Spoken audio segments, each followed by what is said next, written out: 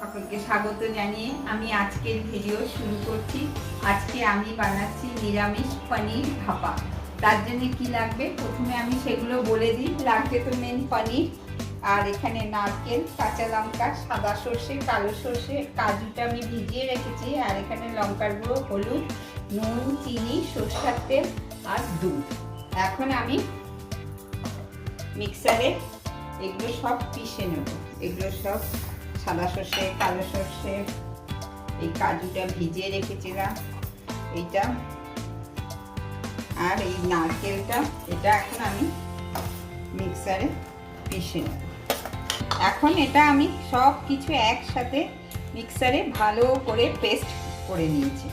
এখন সবগুলো আমি এই ডাব্বাটার মধ্যে মিক্স করব। এটা দিয়ে দেবো,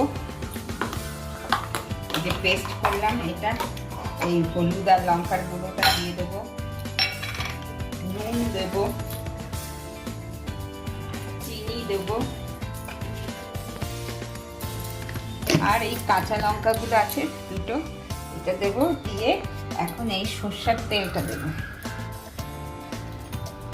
সরষের তেলটা দিয়ে এটা ভালো করে মিক্স আপ করবো।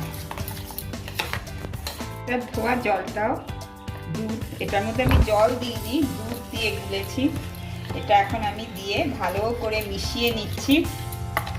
তারপরে এই যে পানিরগুলো আমি রেখেছি, এখানে 200 গ্রাম পানির আছে, এটা এখন আমি উপর দিয়ে দিয়ে দেবো।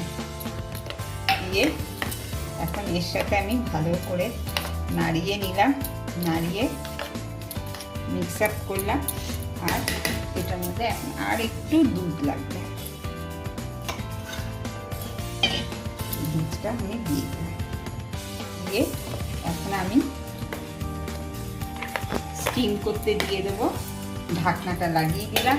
কড়াইটাতে আমি জল দিয়ে দিয়েছি, আর একটা স্ট্যান্ড বসিয়ে দিয়েছি। এখন এটা গরম হোক, তারপরে আমি ডাব্বা এই টিফিন কারিয়াটা এর মধ্যে 15 মিনিটের জন্য বসিয়ে দেবো।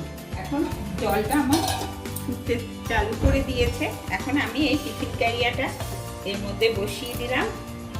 বসিয়ে এখন স্টিম হোক, 15 মিনিট পরে আমি খুলে দেখাচ্ছি।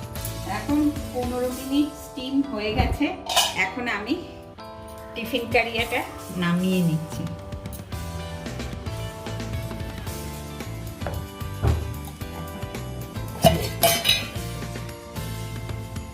এখন আমি নামিয়ে দেখাবো।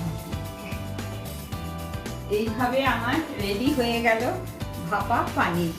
আপনারা এটা ভাত, রুটি, পরোটা সবার সাথে খেতে পারবেন। আর ভিডিওটা ভালো লেগে থাকলে প্লিজ আপনারা লাইক, শেয়ার, কমেন্ট, সাবস্ক্রাইব করবেন আমার পাশে।